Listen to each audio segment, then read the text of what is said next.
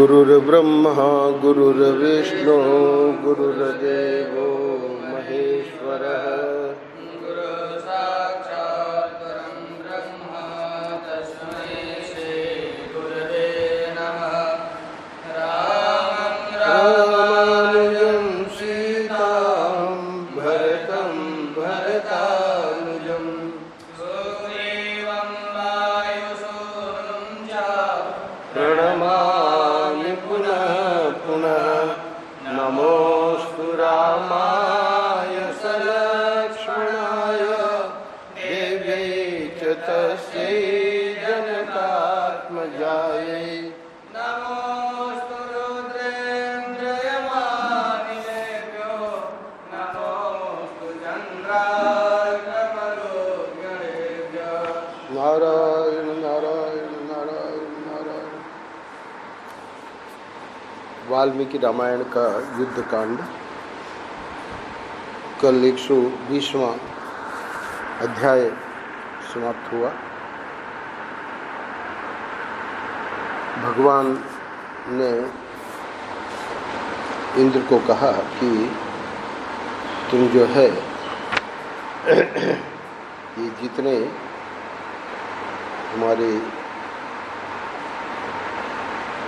युद्ध में पराक्रम करके वानर और दूसरे रीछ आदि यमलोक को चले गए हैं, वे सब जीवन पाकर उठ खड़े हैं। एक और बात कही, ये वानर जिस स्थान पर रहें वहाँ असमय में भी फल मूल और पुष्पों की भरमार रहे तथा निर्मल जल वाली नदियाँ बहती रहें। दोनों बातें इंद्र ने कर दी हैं।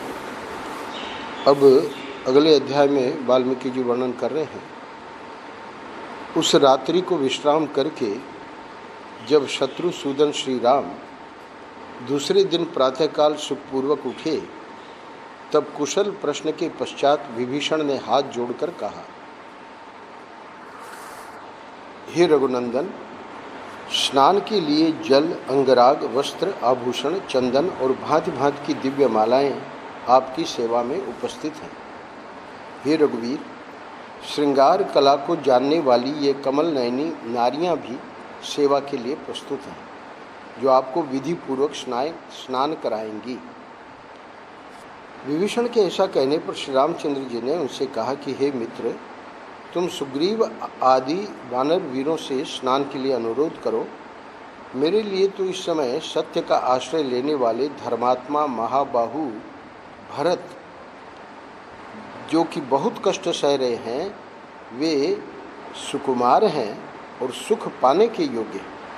उन धर्मपरायण केकई कुमार भरत से मिले बिना न तो मुझे स्नान अच्छा लगता है, न वस्त्र और आभूषणों को धारण करना ही अच्छा लगता है।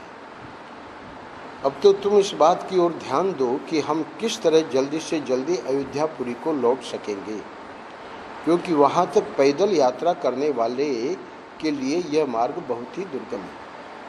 तो स्नान तो जिस विधा से प्रतिदिन करते थे वैसे करेंगे ही, और ये जो श्रृंगार कला को जानने वाली और ये जो नारियां हैं वो आपको स्नान कराएंगी, तो उसके लिए मना कर दिया। अब तो तुम इस बात की ओर ध्यान दो कि हम किस तरह जल्दी से जल्दी अयोध्यापुरी को लौट सकेंगे, क्योंकि वहाँ तक पैदल यात्रा करने वाले के लिए यह मार्ग बहुत ही दुर्गम है। अब विभीषण के पास तो इसका समाधान था। उनके ऐसा कहने पर विभीषण ने श्री रामचंद्र जी को इस प्रकार उत्तर दिया, हे राजकुमार, आप इसके लिए चिंतित न होंगे। मैं एक ही दिन में आपको उस पुरी में पहुंचा दूंगा, अयोध्यापुरी में। आपका कल्याण हो।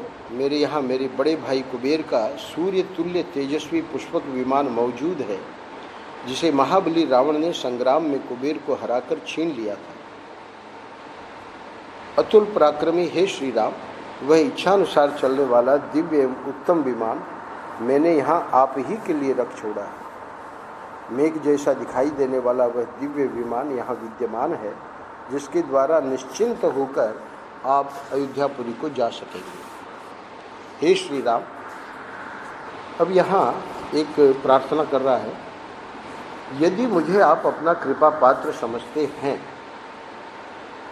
मुझ में कुछ गुण देखते या मानते हैं और मेरे प्रति आपका सौहार्द है, तो अभी भाई लक्ष्मण तथा पत्नी सीता जी के साथ कुछ दिन यहीं विराजिए।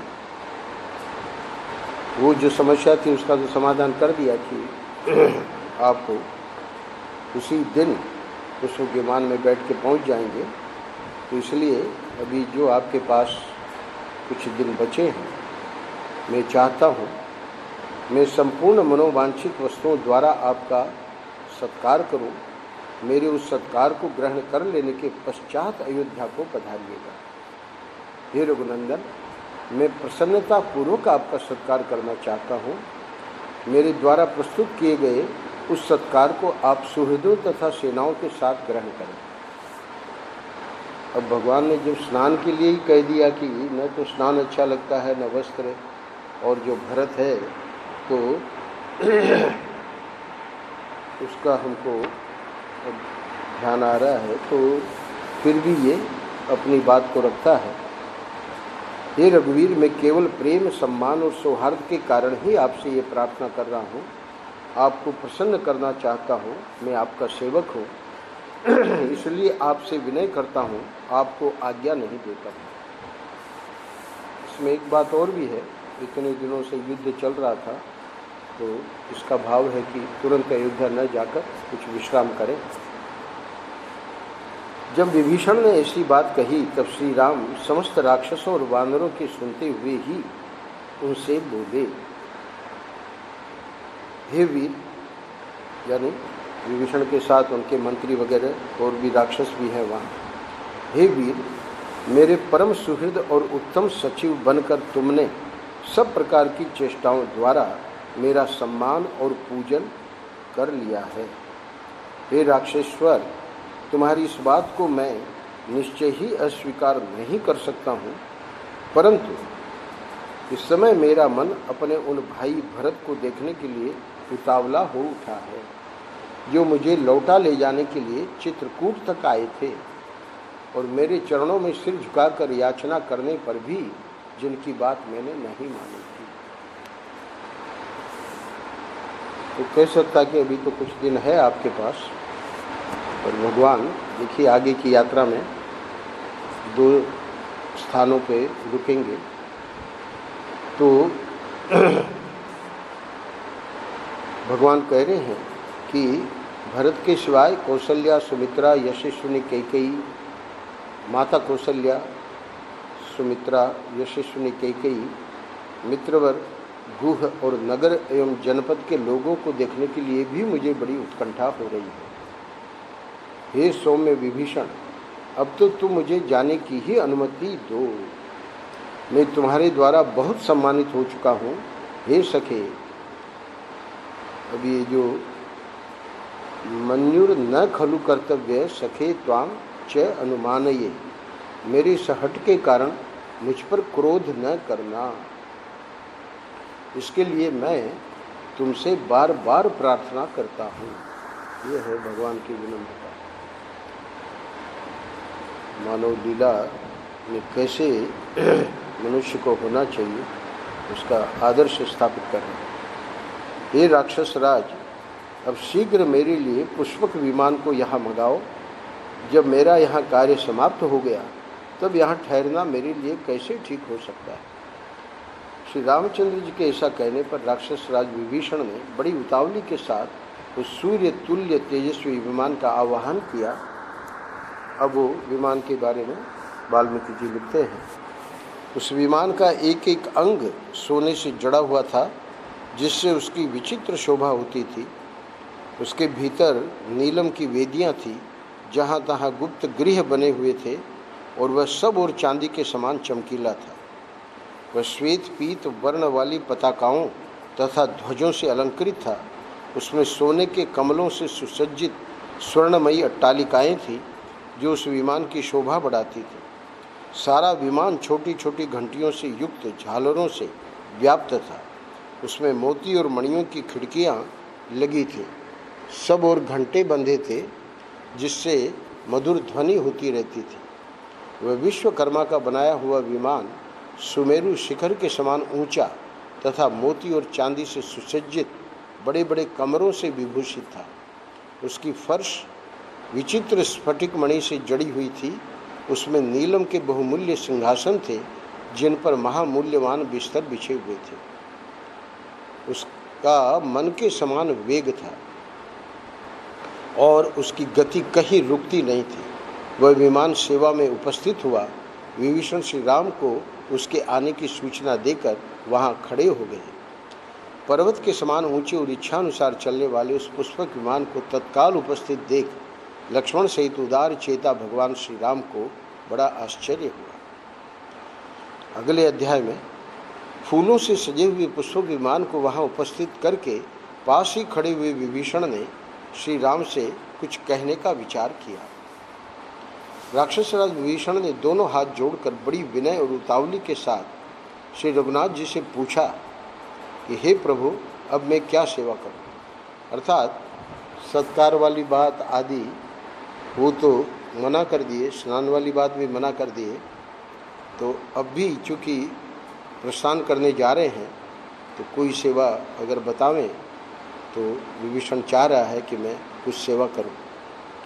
तब महातेजस्वी श्री रघुनाथ जी ने कुछ सोचकर लक्ष्मण के सुनते हुए यह स्नेह युक्त वचन कहा, हे विभीषण, इन सारे वानरों ने युद्ध में बड़ा यत्न एवं परिश्रम किया है, अतः तुम नाना प्रकार के रत्न और धन आदि के द्वारा इन सब का सत्कार करो। राक्षसेश्वर, हे राक्षसेश्वर, ये वीर वानर संग्राम से कभी पीछे नहीं हटते हैं और सदा हर्ष एवं उत्साह से भरे रहते हैं। प्राणों का भय छोड़कर लड़ने वाले इन वानरों के सहयोग से तुमने लंका पर विजय पाई है।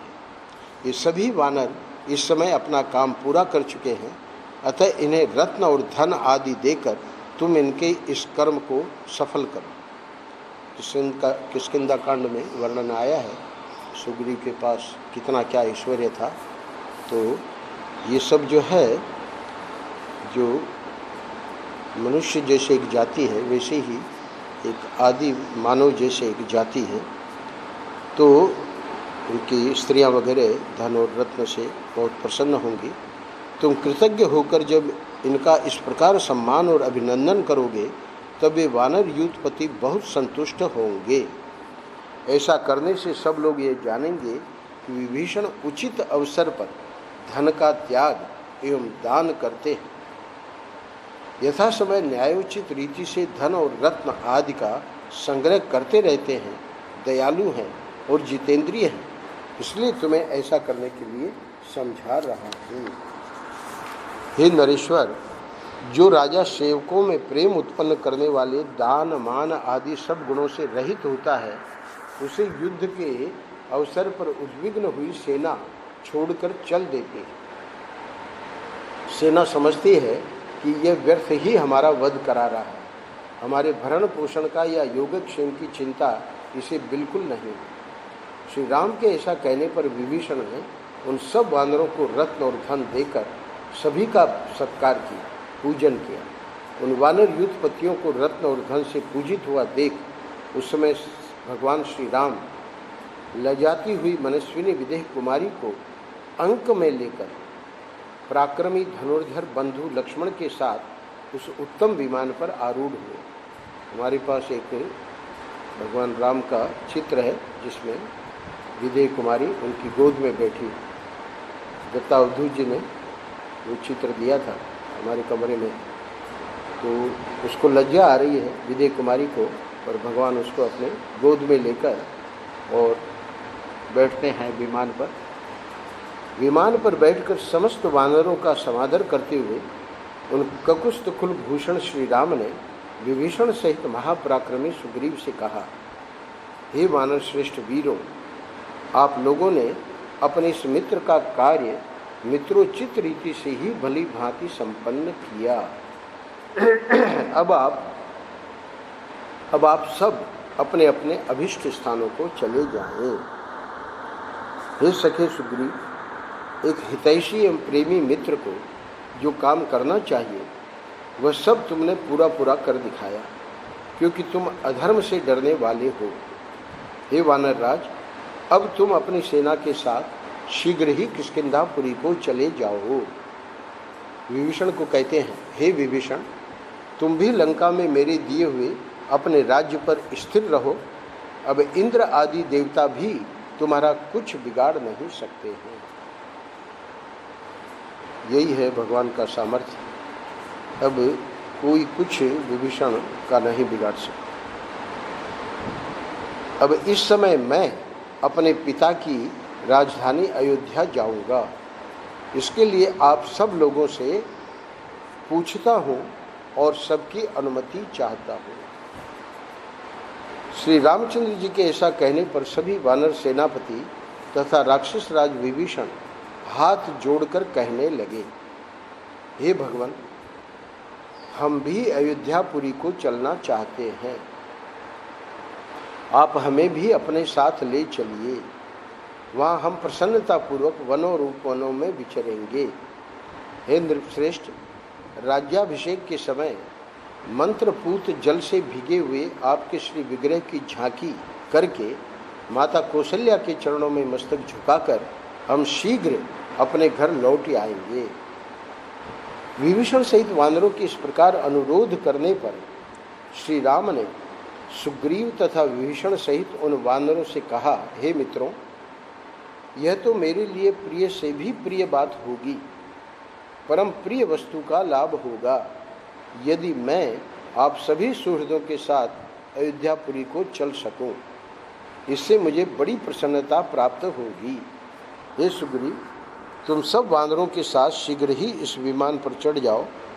राक्षस राज हे विभीषण, तुम भी मंत्रियों के साथ विमान पर आरूढ़ हो जाओ। तब वानरों सहित सुग्रीव और मंत्रियों सहित विभीषण बड़ी प्रसन्नता के साथ उस दिव्य पुष्पक विमान पर चढ़ गए। उन सब के चढ़ जाने पर कुबेर का वह उत्तम आसन पुष्पक विमान श्री रघुनाथ जी की आज्ञा पाकर आकाश में उड़ चला। आकाश में पहुंचे हुए उस हंस युक्त तेजस्वी विमान से यात्रा करते हुए पुलकित एवं प्रसन्न चित्त श्री राम साक्षात कुबेर के समान शोभा पा रहे थे। वे सब वानर, भालू और महाबली राक्षस उस दिव्य विमान में बड़े सुख से फैल कर बैठे हुए थे। किसी को किसी से धक्का नहीं खाना पड़ता था।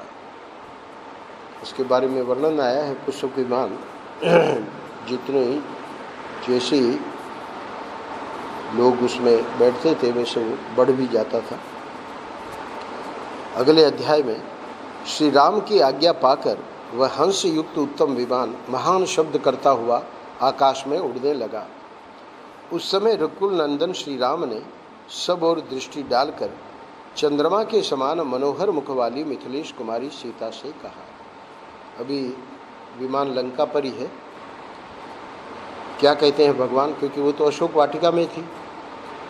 हे विदेह राज नंदिनी, कैलाश शिखर के समान सुंदर त्रिकूट पर्वत के विशाल श्रृंग पर बसी हुई विश्वकर्मा की बनाई लंकापुरी को तुम देखो, कैसी सुंदर दिखाई देती है। अच्छा, उधर युद्ध भूमि की ओर उनका ध्यान आकर्षित किया। क्या कहते हैं, यहाँ तो रक्त और मांस की कीच जमी हुई है। हे सीते, इस युद्ध क्षेत्र में वानरों और राक्षसों का महान संहार हुआ है। हे विशाल लोचने, यह राक्षस राज रावण का राख का ढेर बनकर सो रहा है। उसको वहीं अंत्येष्टि संस्कार कर दिया था। यह बड़ा भारी हिंसक था और इसे ब्रह्मा जी ने वरदान दे रखा था, किंतु तुम्हारे लिए मैंने इसका वध कर डाला है। यहीं पर मैंने कुंभकर्ण को मारा था, यहीं निशाचर प्रहस्त मारा गया है। वे अगले 7-8 श्लोकों में इसी सम्रांगण में वानर वीर हनुमान ने धूम्राक्ष का वध किया है। अब इनको विदेह राज नंदिनी को कुछ भी पता नहीं है युद्ध के बारे में, तो स्वयं भगवान बता रहे हैं। यही महामना सुषेण ने विद्युन्माली को मारा था और इसी रणभूमि में लक्ष्मण ने रावण पुत्र इंद्रजित का संहार किया था। यहीं अंगद ने विकट नामक राक्षस का वध किया था और भी सब राक्षसों के नाम लिए हैं। अकंपन तथा दूसरे बलवान राक्षस यही मौत के घाट उतारे गए थे।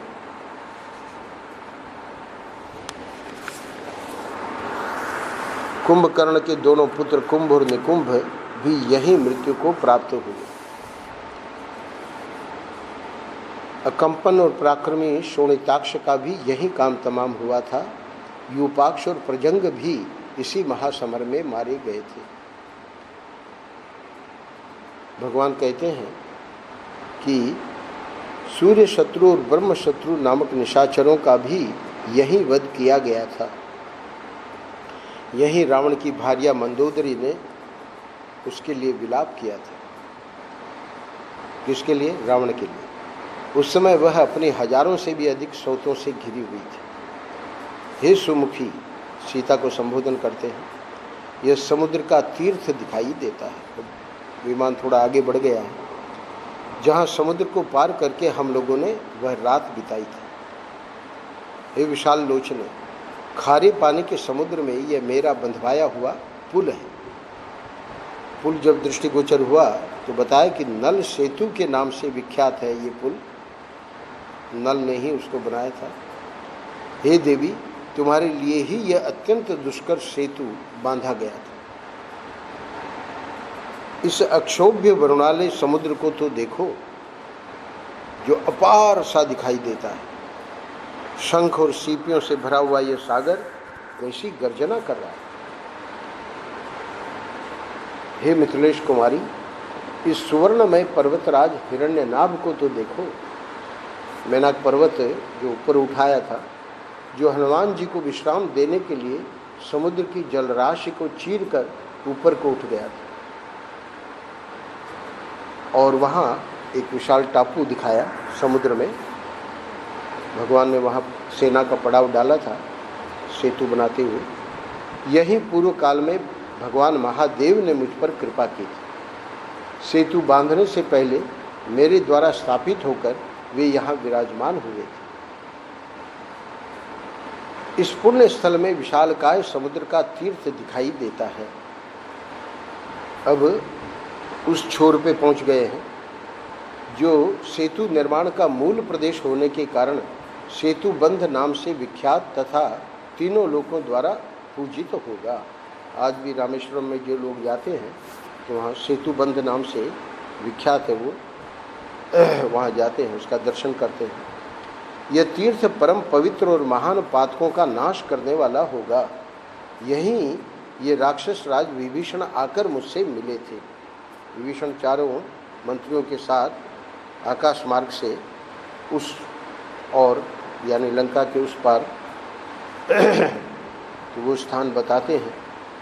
हे सीते, ये विचित्र वन प्रांत से सुशोभित किष्किंधा दिखाई देती है। और विमान आगे बढ़ गया है तो किष्किंधा दिख रही है, जो वानर राज सुग्रीव की सुरम्य नगरी है।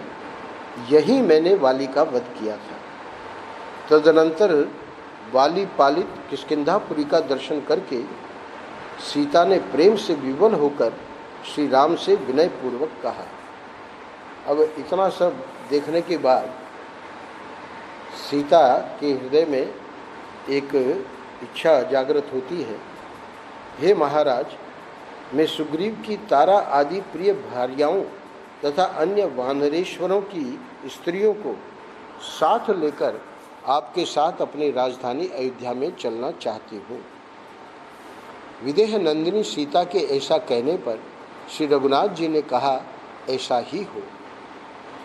फिर किष्किंधा में पहुँचने पर उन्होंने विमान ठहराया और सुग्रीव की ओर देखकर कहा, हे वानर श्रेष्ठ, तुम समस्त वानर यूथपतियों से कहो कि वे सब लोग अपनी अपनी स्त्रियों को साथ लेकर सीता के साथ अयोध्या चलें तथा महाबली वानर राज सुग्रीव, हे सुग्रीव, तुम भी अपनी सब स्त्रियों के साथ शीघ्र चलने की तैयारी करो, जिससे हम सब लोग जल्दी वहाँ पहुँचें।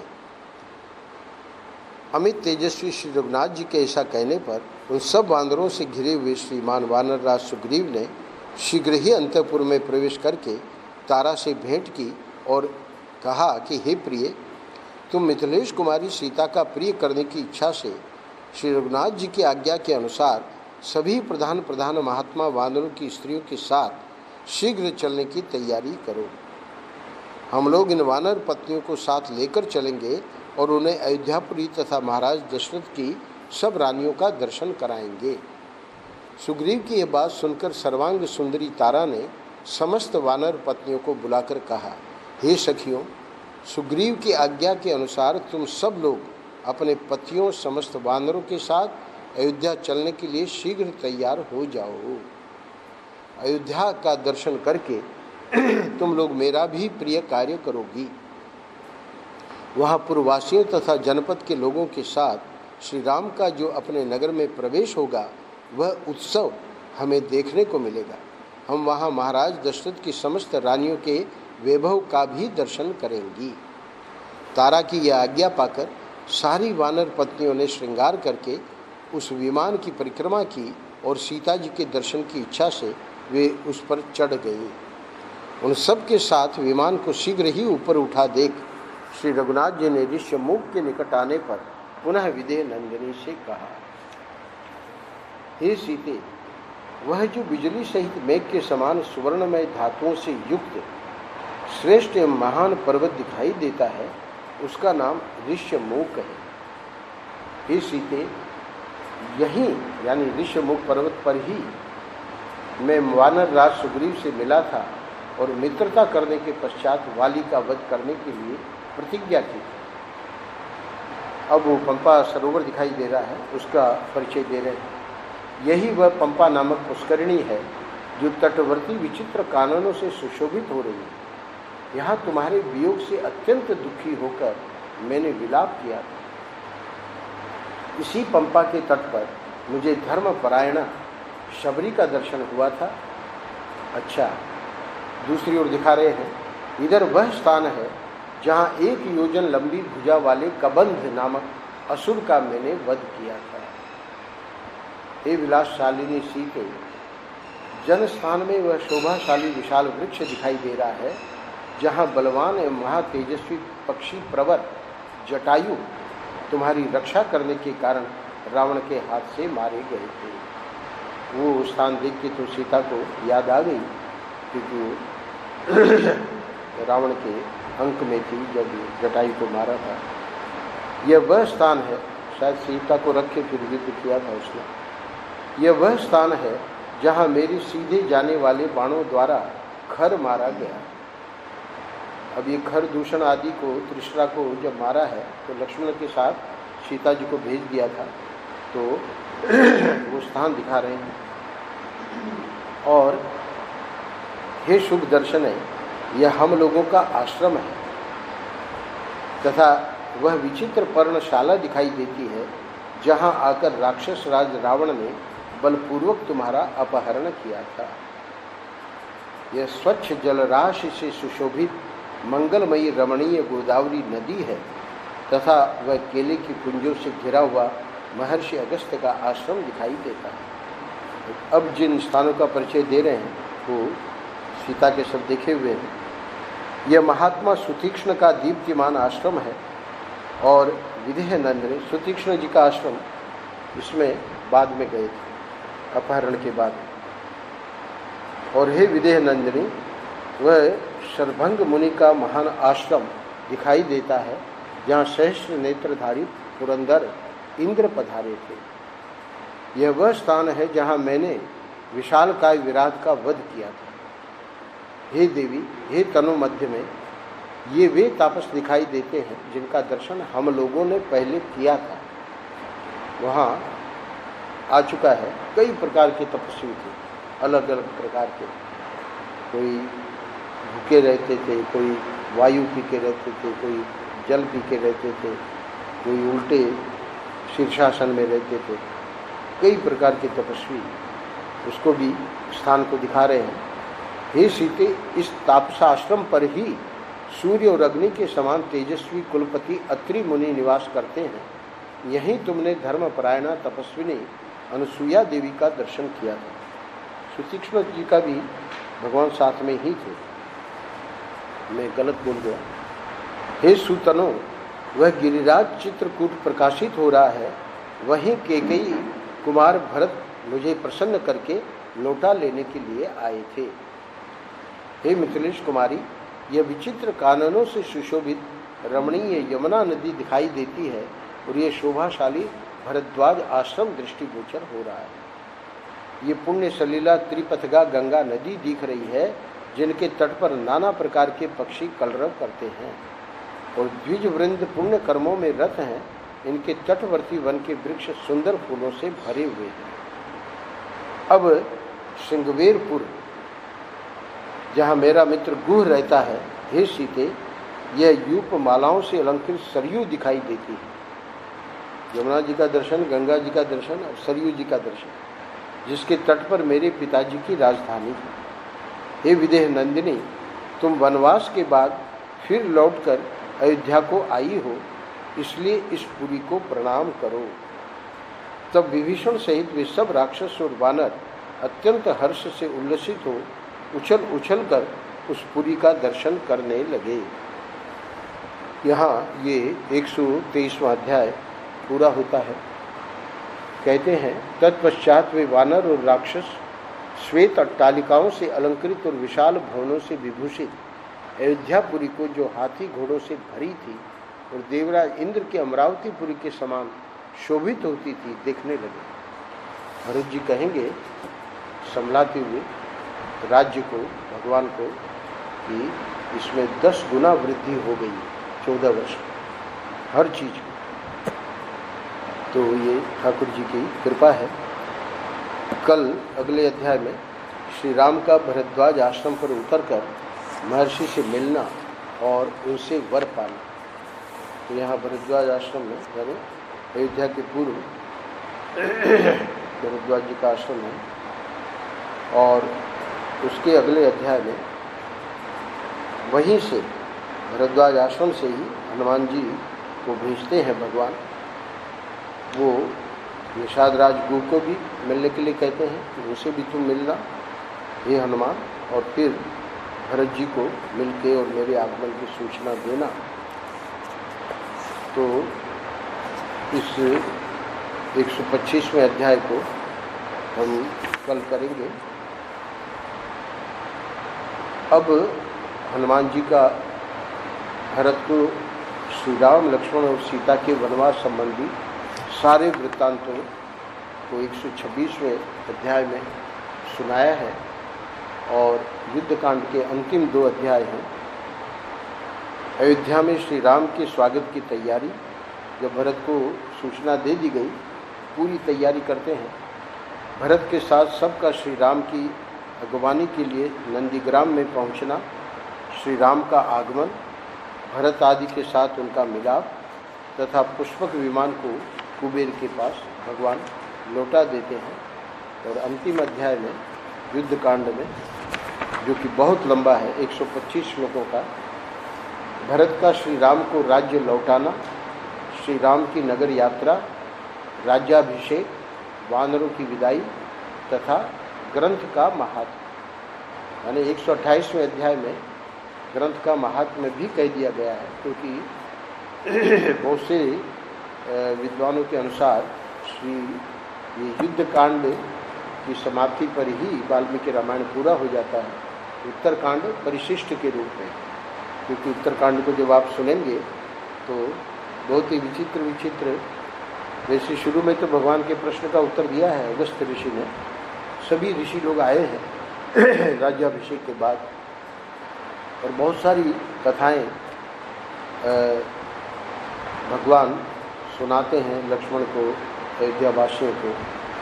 तो ये सब हम भागवत में सुन रखे हैं, ऐसी कथाएं भी हैं। और मुख्य रूप से सीता का जो परित्याग है वो उत्तरकांड में विशेष रूप से है। वहीं लव कुश का जन्म होना, और फिर कैसे सीता जी प्रवेश करती हैं धरती में, तो वो सब, और लक्ष्मण जी आदि का भी वैकुंठ गमन, और भगवान पूरे सब अयोध्या वासियों को लेके जाते हैं ऊपर, वो सब उत्तरकांड में आया है। तो यही वाल्मीकि रामायण का महात्म्य जो है वो इसी युद्ध कांड के अंतिम अध्याय में कर दिया गया है। यहाँ जो अनुष्ठान करके 9 दिन में पढ़ते हैं तो 2 प्रकार का अनुष्ठान है। एक तो लंका कांड तक ही 9 दिनों में पढ़ने का कहाँ कहाँ विराम देना है, और एक जो है जो उत्तरकांड सहित यानी 7 कांड पूरा करके पढ़ते हैं उनके लिए कहाँ कहाँ विराम देना है वो शुरू में बताया गया है। यानी दोनों विधा है। बहुत से लोग लंका कांड तक ही पढ़ते हैं और उत्तरकांड नहीं पढ़ते हैं अपने अनुष्ठान में, और बहुत से लोग पूरी के पूरी वाल्मीकि रामायण यानी उत्तरकांड सहित पारायण करते हैं। तो दोनों प्रकार की विधा है। नारायण नारायण नारायण नारायण। श्री राम जय जय राम।